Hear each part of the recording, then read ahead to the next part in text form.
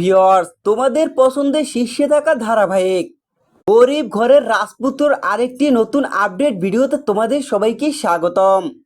এই ভিডিওটির মাধ্যমে তোমাদের জানাতে চলেছি ধারাবাহিকের নতুন ধামাকা। মেঘলার সমস্ত সম্পত্তি আত্মসাৎ করতে মেঘলাকে চেয়ারের সাথে বেঁধে রেখেছে রাতুল। রাতুলের কাছ থেকে মেঘলাকে উদ্ধার করতে ছুটে এলো অনেক।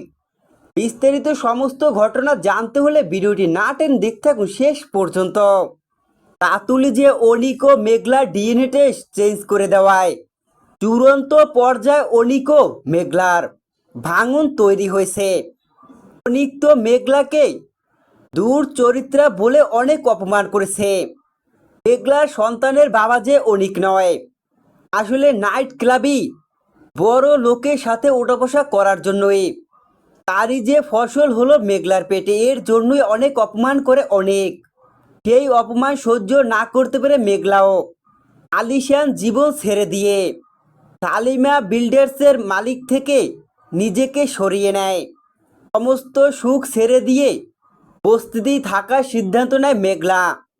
মেঘলাই যে সালিমা গ্রুপ অফ কোম্পানির মালিক, এটা জানতে পেরেই রাতুল ষড়যন্ত্রের জাল বনে মেঘলার সমস্ত সম্পত্তি নিজের নামে করে নেওয়ার জন্য।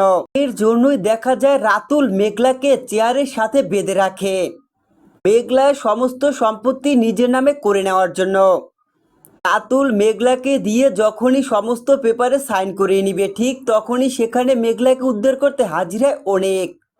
অনিক মেঘলাকে উদ্ধার করতে ছুটে এলে অনিকের উপরে প্রচণ্ড ক্ষেপে যায় রাতুল। তো বন্ধুরা, তোমাদের কি মনে হয় রাতুলকে উচিত শিক্ষা দিয়ে রাতুলের হাত থেকে কি মেঘলাকে উদ্ধার করতে পারবে অনিক? আবারও কি সমস্ত অভিমান ভুলে গিয়ে আসল সত্যিটা জানতে পেরে মেঘলার সন্তানের বাবাই যে অনিক, এ বিষয়ের জন্য আবারও এক হবে অনিক ও মেঘলা? তোমাদের কি মনে হয় কমেন্ট করে অবশ্যই জানাও।